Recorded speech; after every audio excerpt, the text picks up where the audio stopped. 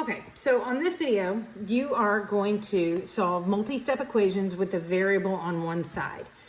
It's very similar to 1 and 2 step equations that we've done, except there's just a couple more steps. So step 1 is you're going to distribute if needed. Step 2, combine like terms. Step 3 is solve the remaining equation just like we have. And of course, you always check your solution. So number 1, I kind of did out for you because I want you to see how I line up my work. If I were to make an imaginary line with my equal sign, they should be lined up because I clearly have a left side and a right side. So let's do number 3 together. Distribute, I don't need to distribute, but I can combine like terms. So I'm going to keep 19 here, and on the right-hand side, I have a negative 5w and a positive 9, which is 4w, and a positive 10 and a negative 7 is positive 3. Now, it doesn't matter which side you get your variable term on and your constant term on, but we always want it to end with the variable on the left by using that symmetric property. So I'm going to subtract 3 on both sides. My constant term is already over here, so I'm going to bring this guy over, and I get 16 equals 4w. To get w by itself, to separate them, I'm dividing both sides by 4, and then I just look to see what happens. 16 divided by 4 is 4. 4 divided by 4 is 1, or just w. But you would never give that to me. You would say w equals 4 using that symmetric property. Okay, so number 5, look here.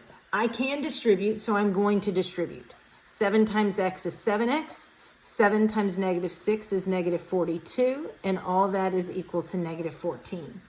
And again, I get my variable term on one side, my constant term on the other. So I'm going to bring my constant term over to the right. And I get 7x is 28. Is that right? And then when I divide both sides by 7, I get x equals 4. And of course, you always check your answer. So if I'm not sure about my addition there, if I plugged in 4 for x, you would get 4 minus 6 is a negative 2. 7 times negative 2 is negative 14. And it does equal negative 14. So it checks out. So I just did a real quick check there. All right, let's look at number 7. So I keep negative 52, and I set that equal to 4 times 3n is 12n, and 4 times negative 1 is negative 4. Now I'm going to bring my constant terms on the left because I've already got one over here. So I'm going to add 4 to both sides, and I get negative 48 equals 12n. And when I divide both sides by 12, I get negative 4.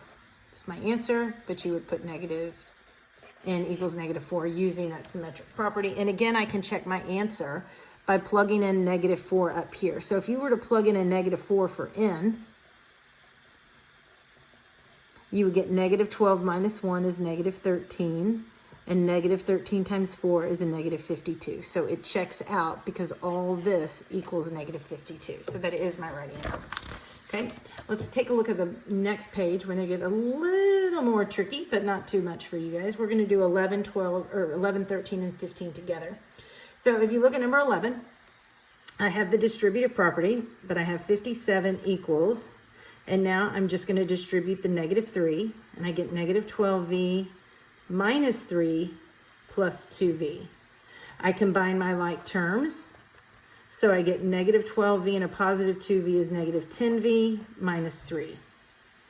I'm going to bring my constant terms to my left because I already have one over there. So I'm going to add 3 to both sides.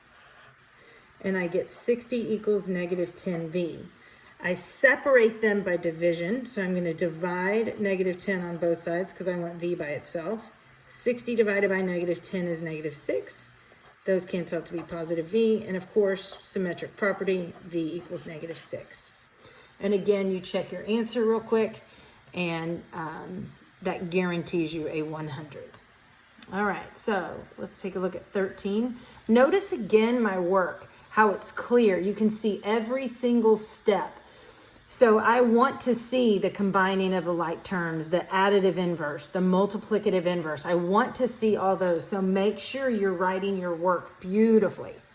All right, so 13, I have negative 3 equals negative 15. I'm going to distribute out my negative 2. Negative 2 times c is negative 2c, and a negative 2 times a negative 1 is a positive 2. And then I bring down that minus 3c. Again, second step is to combine like terms. So I have a negative 2c and a negative 3c, which is negative 5c. And I have a negative 15 and a positive 2, which is negative 13. I bring my constant terms to the left, so I'm going to add 13 to both sides. And I get 10 equals negative 5c. I'm going to divide out negative 5 to get c by itself. And I get negative 2 equals positive c, except, of course, symmetric property, c equals negative 2. And again, you could check your answer there. You should check your answer there. For the video, I'm saving some time. Okay, let's take a look at 15. So I have r. I'm going to distribute the negative 3. So negative 3 times r is negative 3r. And a negative 3 times negative 9 is a positive 27. I bring down my positive 4, and I set it equal to 5. I'm going to combine my like terms. So I have r and negative 3r is negative 2r. And a 27 and a 4 is a positive 31. And I set that equal to 5. I bring my constant term to the right-hand side. And I have negative 2r equals negative 26. And then I divide both sides by a negative 2. And a negative divided by a negative is a positive. And then I have it 13. Okay, so notice again my work, how it's beautifully lined up.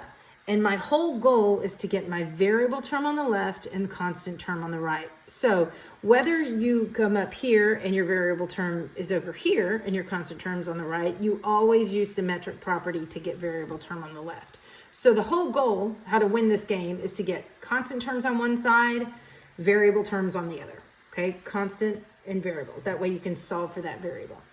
All right, if you have questions, let me know.